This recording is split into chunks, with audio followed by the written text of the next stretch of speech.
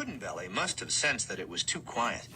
He straightened up with an astonished expression when he realized that we were all watching him, then quickly placed his forearm over his handiwork. "Move your arms, Stuart." Puddin' Belly slid it away, revealing the initials SW, scratched nearly a quarter of an inch into the new desktop. Everybody held their breath and waited for Mr. Cassman to send him to the office, where Principal Sharp would probably suspend him and make his parents pay for a new desk. "Looks like you've been working pretty hard, Stuart," said our teacher. "Imagine what would happen if you applied all that energy to your schoolwork." Puddin' Belly hung his head remorsefully. Mr. Cassman patted him on the shoulder. "Think about it, okay?" Chapter 51. "We're not trapped," Dad says as he climbs down the rungs. "How can you say that?" Mr. McGovern demands. "The door moved. We just have to get whatever's on top of it off." "And how, if I may ask, do you plan to do that?" Paula's dad asks. "Give me a moment, okay?" Dad grumbles. "Lot of good that will do us," Mr. McGovern mutters. Sparky kicks Mr. McGovern in the leg. My brother's not strong enough to hurt him with his bare foot, but Mr. McGovern jumps and looks surprised. "Edward!" Dad snaps. But I think, good for you, Sparky. Are we doomed to slowly starve to death in this dark, damp, smelly dungeon? Dad goes back into the shelter and sweeps the flashlight around until it stops on the bunk bed next to the one where Mom lies. "Stephen, could you give me a hand?" he asks. "To do what?" Mr. Shaw replies. "Take the bunk apart and put it back together on the other side," Dad says. "Then we can stand on it and push open the trap door." It sounds like a lot of work, and I'm surprised when Mr. Shaw, who acts like everything is so hopeless, agrees to help. Dismantling the bunk takes time. Dad gets tired and has to rest. Mr. Shaw takes over for a while, and then Mrs. Shaw, and even Mr. McGovern. Parts have to be unscrewed, then moved around the shield wall and put back together. With the extra activity, the air gets stale faster, so Dad assigns Ronnie and me to crank the ventilator. They need to use the flashlight, so when they're working on the other side of the shield wall, the rest of us are in near dark. "We should eat what's left," says Mr. McGovern, panting as he finishes assembling part of the bunk. "There's no point in rationing anymore." It takes a moment to realize what he means. If we really are trapped down here, rationing what food is left isn't going to make a difference. My heart rises into my throat, and I try to swallow it down. Imagine running out of food, then growing weaker and weaker until no one has the strength to crank the ventilator. "It could still take a while to get out," Dad cautions. "You men should eat," suggests Mrs. Shaw. "It will help give you the strength you'll need to get this done." "I feel terrible doing this," Dad says a little later, running his finger around the inside of the peanut butter jar to get every last smudge. But the strange thing is, it isn't so hard to watch. I've been hungry for so long that it's more like a dull ache than a sharp pain. What's more upsetting is knowing that after this, there'll be no more food no matter what happens. "You're doing it for our sake," Mrs. Shaw reminds him. It doesn't take long for the men to finish what little food is left, but rather than get back to work, they yawn and say they have to rest first. So we wait while they nap. But it's hard because now the clock is ticking. Food's gone. If we don't get out soon, we'll really begin to starve. Chapter 52. We continued to do normal stuff at school, but it felt like a shadow hung over everything. You couldn't forget about the Russians for long. A teacher would pull down a shade, and you'd think about how Puddin' Belly was supposed to do that if we were attacked. Or a kid would slam a locker, and everyone in the hall would jump. On the news, they talked about Russian ships sailing toward Cuba and the American blockade around the island. The moment of confrontation was nearing. At dinner time, Sparky and I went into the kitchen and found Mom sitting at the table, gazing out at the backyard. "Where's Dad?" Sparky asked. "Working late. Because there might be a war?" I asked. Mom puffed on her cigarette. "I don't know." "Is there any news?" I asked. She blinked, and I could see that she wasn't certain what I meant. "About the Russians," I added. "I haven't been listening." That seems strange. Why wasn't she following the news like everyone else? "What's for dinner?" Sparky asked. Mom glanced at the kitchen clock, then got up and looked in the refrigerator. She said dinner would be ready soon and we should go watch TV. While Sparky watched and Mom cooked, I snuck into my parents' bedroom. Inside the top drawer of Dad's dresser was a felt-lined tray with compartments for cufflinks, tie tacks, and tie bars. Dad had a miniature gold tennis racket tie bar and a silver one that was a pair of crossed skis.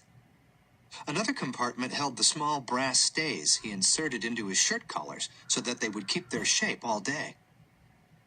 The next drawer contained Dad's shirts, each one folded over a piece of cardboard and held in place by a paper band. The mixed scents of Dad's body smell and chemicals from the dry cleaner wafted up as I slid my hands under the stacks of shirts and felt around. The drawer below that one contained underwear, white V-necked t-shirts and boxers. The bottom drawer was for sweaters. I tried his closet next. Here amid the hanging suits and slacks, the scent of feet and leather filled my nostrils. 2 shelves held shoes, each pair kept in its proper shape by wooden shoe trees. A small chest of drawers contained Dad's wool socks, tennis clothes, and sweatshirts. I slid my hands under the contents. Nothing. So Ronnie was wrong. Not every father hid Playboy in his dresser drawers.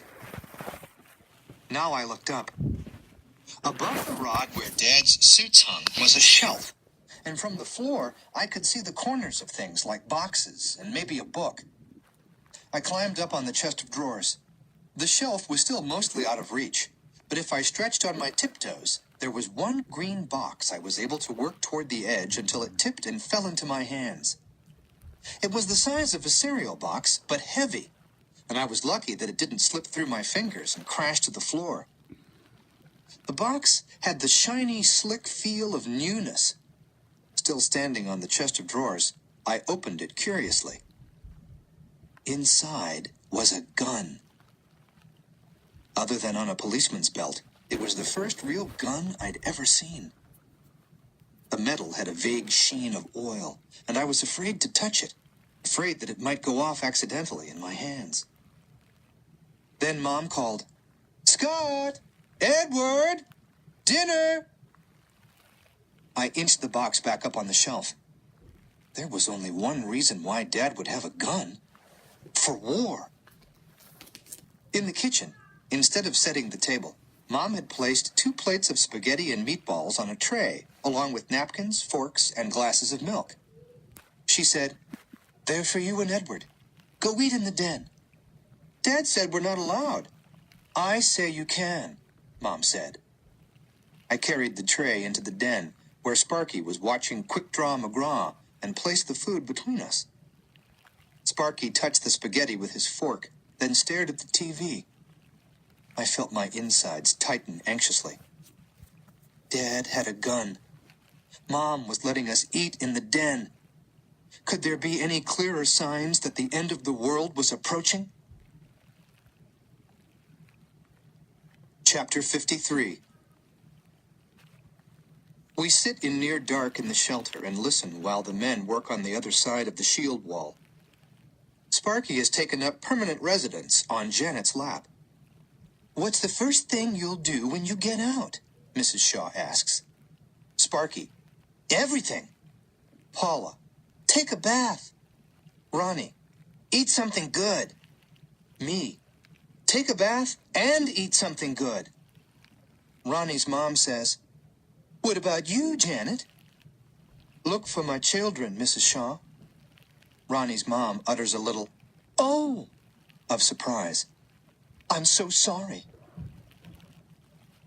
As if there weren't already a million reasons to feel bad, now I feel even worse. The two small faces at the window the day Mom drove Janet home. All the time we've been together down here, she never said a word. Sparky snuggles closer to her. If you can't find them, you can be my other mommy. Janet starts to cry. The father's voices come around the shield wall. Move it a little to the right. Can you shine the light on this? Anyone see the screwdriver? Finally, Dad calls, I think we're ready. We go into the corridor to find the bunk bed rebuilt under the trapdoor. Standing on the floor, Mr. McGovern is holding the flashlight on Dad and Mr. Shaw, both wearing masks and squatting naked on the top bunk under the trapdoor. Dad presses his back against it. He reminds me of that statue in New York City of Atlas holding up the world. Only Atlas was all muscles, and Dad looks so skinny. Next to him, Mr. Shaw lies on his back with his feet against the door. They grit their teeth and push and strain. The bunk bed creaks. The trapdoor rises slowly. The creaking grows louder. The trapdoor rises a tiny bit more. Crack! The sound of splintering wood explodes into our ears. Stop! Mr. Shaw gasps. Clank! The trapdoor slams down. Atop the bunk, both fathers breathe hard for a moment. Then Dad asks, What happened? The board under us cracked, says Mr. Shaw. Of course, Mr. McGovern says, as if he's just realized something. You're pushing up on a metal door, but at the same time you're pushing down on a wooden board. This is never going to work. Chapter 54. The Russian ships were getting closer to the quarantine line set up by the United States Navy. There was going to be a showdown. Would one side back down, or would there be war? My stomach was in a non-stop knot, and I would catch myself at my school desk with my hands clenched and my toes curled up in my shoes. At lunch, the spaghetti and meatballs looked slimy, and I hardly had any appetite anyway. On the way home from school, I asked Ronnie if he wanted to play knock hockey again. Why? He asked. Don't you want a rematch? I killed you last time. You won't this time. Ronnie gave me an uncertain look. Scared I'll win? I challenged him. He snorted. Fat chance. We went to his house, where he beat me 11 games to 1. Can I eat over? I asked. We could watch TV. The Shaws were the only family I knew with a color television set. In the den, Ronnie and I watched The Jetsons. But what I really wanted to do was look in a Playboy before we went to war. Only I was afraid Ronnie would make fun of me. When The Jetsons ended, Ronnie glanced toward the kitchen, where his mom had started dinner, and then went to the liquor cabinet and poured some Dubonnet into a glass. We'll share, he whispered. We each drank some, and then Ronnie went to the bathroom to wash the glass. As soon as he left the den, I lifted the bottle of Dubonnet to my lips and took a big gulp. The wine warmed my throat and my empty stomach, and I felt myself relax. The anxiety of war became one step removed. Ronnie and I watched more TV. A little while later, Mr. Shaw came into the den wearing a suit and smelling of cigarettes and the train. He looked serious. Any news? We shook our heads. Ronnie's dad took off his jacket and rolled up his sleeves. How about a little something to take the edge off, gentlemen? Ronnie and I shared an uncertain look. Come on, boys. You wouldn't let a man drink alone at a time like this, would you? It wasn't long before I had a glass filled with ice and more Dubonnet. Ronnie shot me a smirk as if he thought we were getting away with something. Little did he know. We sipped our drinks.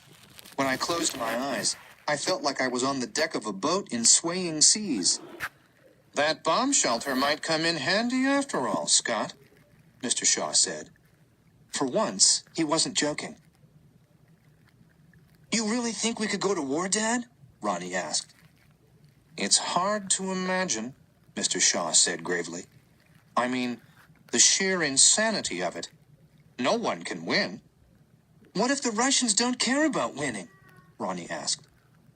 Mr. Shaw sighed and shook his head. From the kitchen, Mrs. Shaw called, "Dinner's ready. I called your mom, Scotty. She said it was okay." Mr. Shaw got up. "Shall we?" I stood up, and the room suddenly rocked. Chapter 55. "It's hopeless," mumbles Mr. Shaw. We're all back in the shelter. Mom's on her bunk. The rest of us sit on chairs or on the floor. "Is it, Dad?" Sparky asks. "I need to think," Dad says. "About what?" Mr. McGovern demands. "How stupid it was to build this shelter in the first place? How much better it would have been if we'd just died when we had the chance?" "Shut up!" Dad shouts so loudly we all jump. This time, Paula's father does what Dad says. I'm scared sick. The shelter seems dimmer than usual until Dad replaces the batteries in the flashlight, and it's brighter again. "Well, at least you made sure to have enough batteries," Mr. McGovern says bitterly. "Buried alive," Mr. Shaw mutters. Sparky lets out a frightened whimper and hugs Janet tightly. "There's a way," Dad says a little while later. "Oh, give it up already, will you?" Mr. McGovern growls. "What's your idea?" asks Mrs. Shaw. "We have to reinforce the bunk bed." "It won't work," Mr. McGovern says. Dad turns to Mr. Shaw as if asking if he'll help, but Ronnie's dad lowers his head. They don't think it can be done. And if they won't help, it's hopeless. Dad can't do it alone. My insides churn. How can they just give up and let us die down here? It's Janet who speaks up. "I'll help you, Mr. Porter. I want to find my children." Her eyes meet Dad's, and he blinks slowly and hard as if to fight back tears. Is it because he's grateful that she's offered to help? Or is it sadness because it's hard to imagine how her children could still be alive? "Thank you," Dad says. They begin by moving Mom from her bunk to some pillows on the floor and making her comfortable. Then Dad turns toward the bunk she was lying on and says, "We have to take this one apart and use the pieces to reinforce the other one." But his shoulders stoop, as if just the thought of all that work is too much. "We're going to need more hands." None of the other grown-ups reply. I clear my throat. "I'll help." "Me too," says Sparky. Dad gives us a weak smile as if he doesn't think we can make much of a difference. You can tell by the way he looks at Mr. Shaw that he's hoping he'll try again. But Ronnie's father sits beside his wife with his knees pulled up under his chin and doesn't respond. "What good will giving up do?" Dad asks.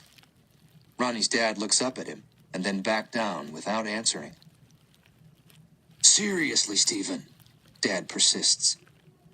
"I don't know what's on the other side of that trap door, but whatever it is, it's too heavy," Mr. Shaw finally says. "We tried, Richard, before the board cracked." Dad stands still, his face tilted upward in thought. Is he considering giving up too? He looks at Sparky and me. "I'm going to keep trying.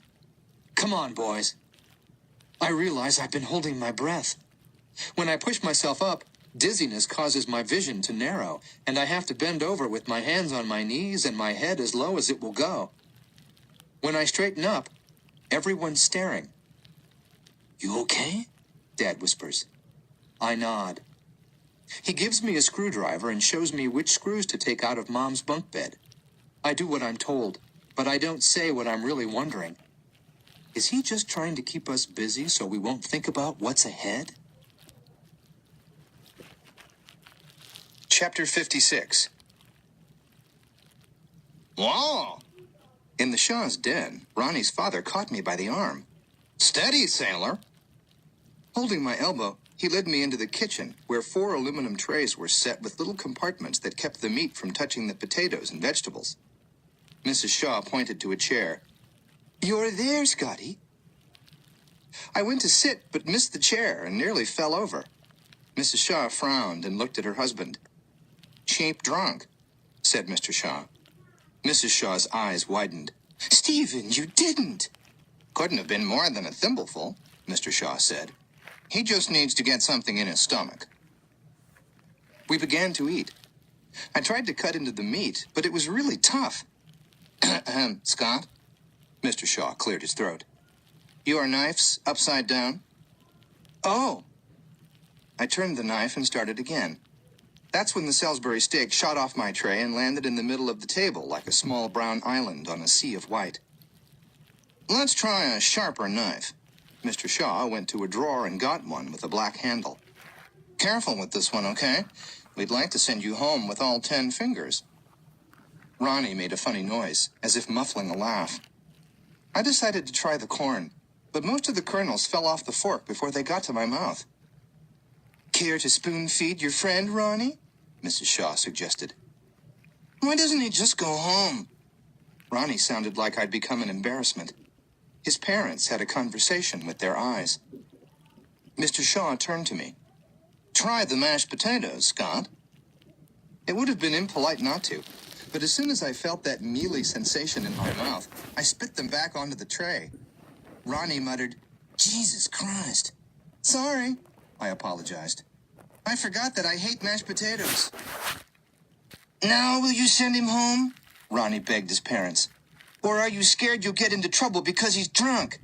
"He's not drunk," Mrs. Shaw replied. "Oh, really?" Ronnie asked in a fresh way that would have definitely gotten me spanked. "What would you call it?"